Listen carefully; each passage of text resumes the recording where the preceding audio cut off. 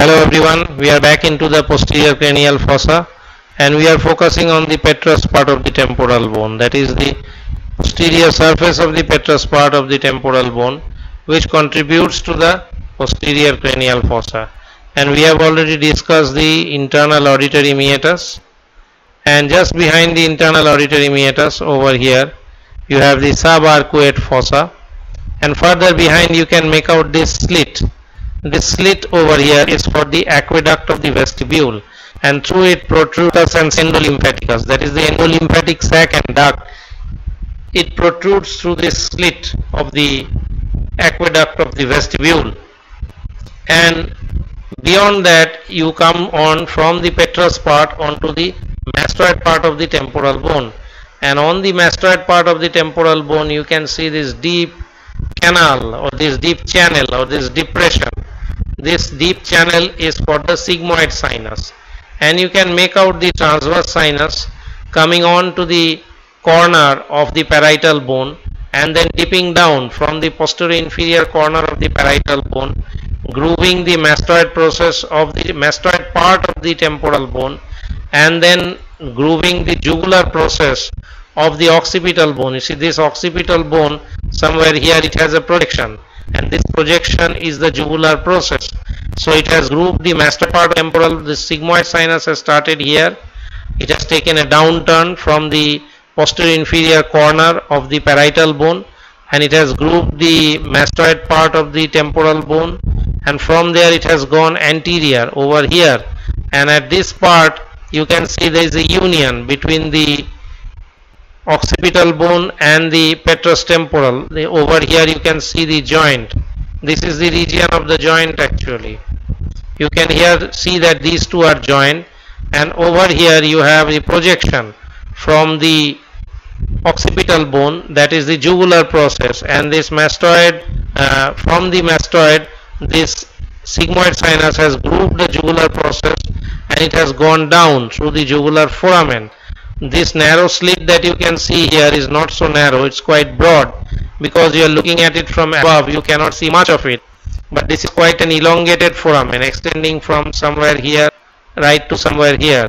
So this entire thing over here is the jugular foramen, and this sigmoid sinus has grooved the mastoid part of the temporal bone and gone down through the jugular foramen. So that is also part of the posterior cranial fossa. Now if you look at the rest of the posterior cranial fossa, we will come to the jugular foramen in a while, but if you look at the rest of the posterior cranial fossa, you are actually looking at the squamous part of the occipital bone.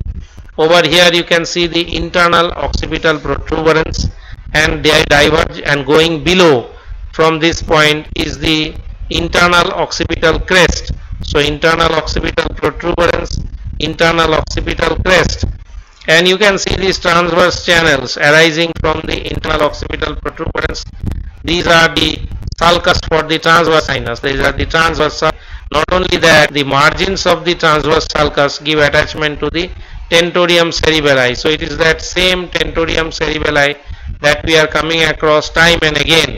So again you have the tentorium cerebelli attached like this, going in this direction over the petrous part of the temporal bone, and the attached margin going to the posterior clinoid process, and somewhere here you have the free margin going in this direction, crossing over and going to the anterior clinoid process. So this is the attachment of the tentorium cerebelli. So the tentorium cerebelli has started from the internal occipital protuberance and the margins of the transverse sulcus. So you can see this at the base, at this margin, the tentorium cerebelli contains within itself the transverse sinus. So the sinus follows the attached margin of the tentorium cerebelli up to this point, up to the posterior inferior corner of the parietal bone, where it takes a downward turn, and from transverse sinus it is renamed as sigmoid sinus, crosses through the mastoid part of the temporal bone, grooves the jugular process of the occipital bone, and descends down into the jugular foramen. So this is one aspect. So internal occipital crest and internal occipital protuberance and transverse sulcus. Now just as you have a meningeal fold of the tentorium cerebelli attached along the transverse sulcus, so along the internal occipital crest you have another meningeal fold called the falx cerebelli, and falx cerebelli is actually a much narrower fold going down like this and splitting towards the end. And this falx cerebelli also contains the occipital venous sinus along the falx cerebelli, and where the falx cerebelli diverges, this portion is called the Vermian fossa, because it is related to the inferior vermis of the cerebellum. Now these two large areas over here, these are called the cerebellar fossa because they lodge the cerebellar hemispheres. So internal occipital protuberance, internal occipital crest, falx cerebelli, the Vermian fossa and the cerebellar fossa, they are all parts of the posterior cranial fossa. Not only that, at the junction between the mastoid part of the temporal bone and the squamous part of the occipital bone, over here you can make out the mastoid foramen over here and here. They give rise to mastoid emissary veins connecting the sigmoid sinus with the suboccipital venous plexus outside. So there are a lot of structures in the posterior cranial fossa. So some set of structures over the petrous part of the temporal bone, some set of structures over the basilar part of the occipital bone, some over the squamous part of the occipital bone.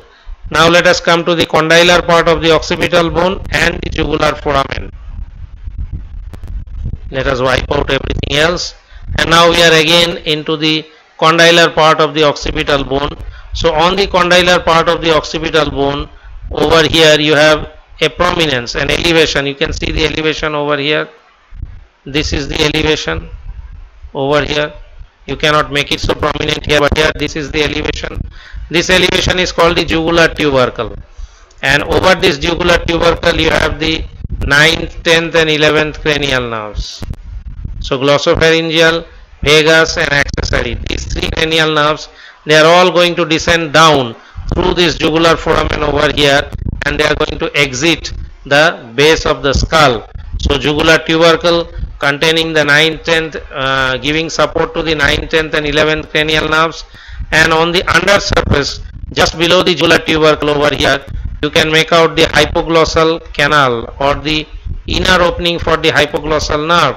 So the hypoglossal nerve passes through the hypoglossal canal over here, and the 9th, 10th and 11th cranial nerve pass over the jugular tubercle. So 9th, 10th, 11th and 12th cranial nerves, you have fixed all the cranial nerves.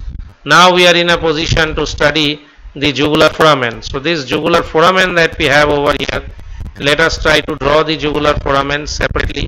Draw the jugular foramen separately. The jugular foramen looks somewhat like this. It is narrow anteriorly over here and it is broad posteriorly. On the lateral surface it is formed by the posterior border of the petrous part of the temporal bone, and on the medial part it is formed by the condylar part of the occipital bone, and of the occipital bone you have the jugular process lying like this, and over here jugular process articulates with the petrous part of the temporal bone, and this is the articulation between the jugular process and the petrous part of the temporal bone over here, and this is the jugular foramen. Now in this jugular foramen you have a series of structures, the first of which is the inferior petrossal sinus, which is coming from the cavernous sinus like this along the inferior border or along the posterior border of the petrous temporal.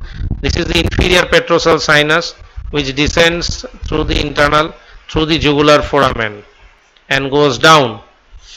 So inferior petrossal sinus is the first branch of the internal jugular vein, and again from this outer side you can make out that the sigmoid sinus is going to drop down and it is going to become the internal jugular vein. So the medial most structure dropping through the jugular foramen is the inferior petrossal sinus,